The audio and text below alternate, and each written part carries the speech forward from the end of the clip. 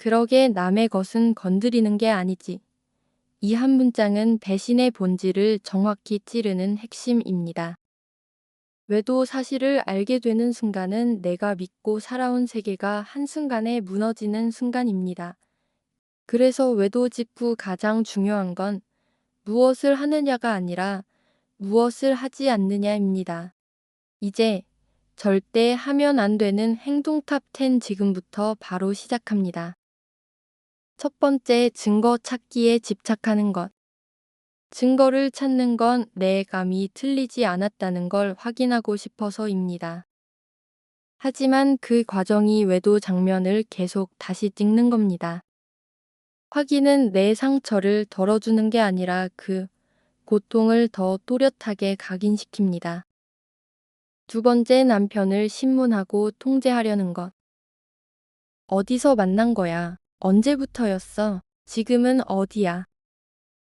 이 질문들은 진실을 확인하려는 게 아니라 내 마음을 붙잡기 위한 몸부림에서 나오는 말입니다. 하지만 그 사람은 이해가 아니라 공격으로 느낍니다. 그래서 그 순간부터 대화는 치유가 아니라 서로가 서로를 더 다치게 만드는 전투가 됩니다. 세 번째, 주변에 바로 털어놓는 것. 외도 직후 분노와 수치심은 누군가에게 말하고 싶게 만듭니다. 그래야 이 고통이 조금이라도 가벼워질 것 같아서요. 하지만 감정이 정리되지 않은 상태에서 한 말은 진실이 아니라 감정의 파편입니다. 그리고 그 파편이 내 관계, 내 명예, 내 가족까지 다치게 만듭니다. 말로 풀기 전에 내 감정을 먼저 다루는 게 진짜 회복의 시작입니다. 지금부터 아주 중요한 이야기입니다.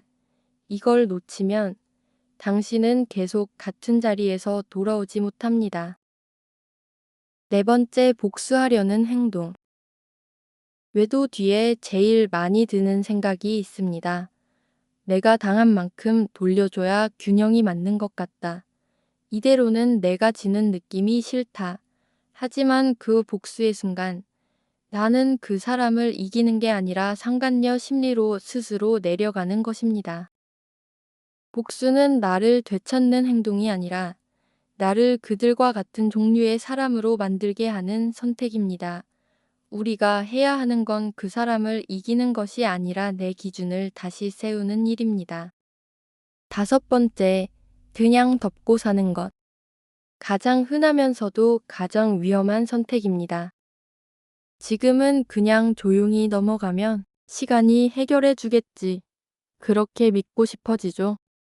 하지만 덮는 건 용서가 아니라 내 감정을 꾹꾹 눌러버리는 것입니다. 덮으면 잠시 평화로워도 결국 다른 형태로 다시 터집니다. 불면, 분노, 폭발, 무기력, 형태만 바뀔 뿐입니다. 진짜 회복은 참는 것이 아니라 내 감정을 안전하게 드러내는 것에서 시작됩니다.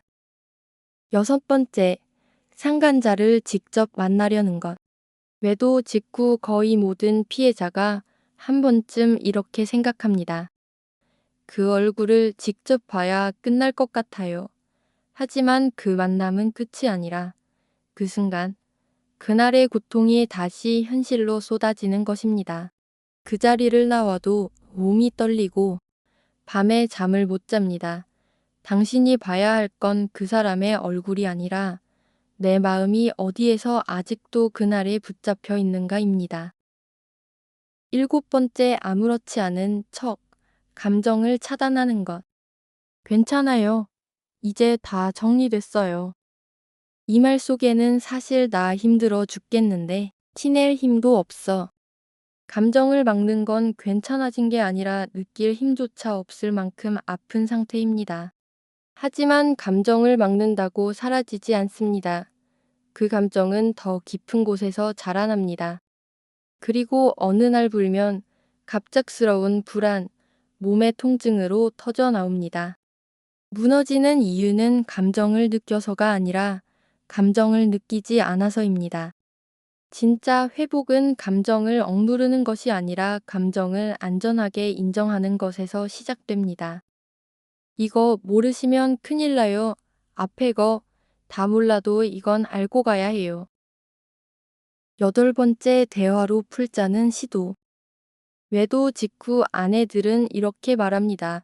대화를 해야 풀리지 않겠어. 하지만 남자는 이 말을 같이 이야기하자로 듣지 않습니다. 네가 죄인이야? 인정해. 로 듣습니다. 아내는 진짜 이유가 궁금해서 묻는데 남자는 신문당하는 느낌, 압박받는 느낌, 도망쳐야 하는 상황으로 해석합니다. 그래서 회피하고 자리를 피하고 문을 닫아버립니다. 대화는 시작되기도 전에 전쟁으로 변합니다. 외도 직후의 대화는 해결이 아니라 둘 다 더 깊게 망가지는 방식입니다. 지금 해야 하는 건 말로 틀어막는 해결이 아니라 내 감정을 먼저 안정시키는 것입니다. 9번째, 내가 잘못해서 그런가? 자책하는 것. 이 말은 모든 피해자가 한 번쯤 합니다. 내가 좀 더 잠자리를 했더라면, 내가 더 잘했으면 안 일어났을 일인가? 하지만 이 질문은 해결을 향하는 질문이 아니라 나를 벌주는 질문입니다. 자책은 깊어질수록 희한하게 내가 더 참아야 한다는 생각을 만들고 그렇게 당신을 다시 그 자리로 묶어둡니다. 자책은 죄책감으로 포장된 자기 파괴입니다. 외도는 당신의 잘못 때문이 아닙니다. 당신이 부족해서가 아니라 그 사람이 그 선택을 한 것입니다. 회복은 내가 더 견디는 곳에서 시작되는 게 아니라 내 잘못이 아니라는 진실을 인정하는 순간부터 시작됩니다. 10번째, 상담과 치유를 미루는 것. 마지막으로 가장 조용하지만 가장 위험한 행동. 조금 더 버텨볼게요. 지금은 정신없어서 나중에 받을게요. 그 고통은 시간이 지나면 사라지는 게 아니라 습관처럼 몸에 박혀버립니다. 그리고 한번 그렇게 몸에 박히면 당신은 앞으로의 모든 선택을 그날의 상처 기준으로 판단하게 됩니다. 오늘 이야기 중 하나라도 내 상황이랑 똑같다라고 느껴지셨다면 당신은 지금 혼자서 버티고 있는 게 아니라 이미 도움을 받아야 하는 단계에 와 계신 겁니다.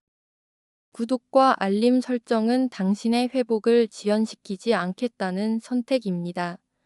혼자 버티는 방식은 끝내야 합니다. 도움을 받는 방식으로 전환해야 할 때입니다. 당신의 회복은 기다림이 아니라 지금 무료 마음 진단에서 시작됩니다. 무심이었습니다. 당신의 회복을 끝까지 함께 보겠습니다.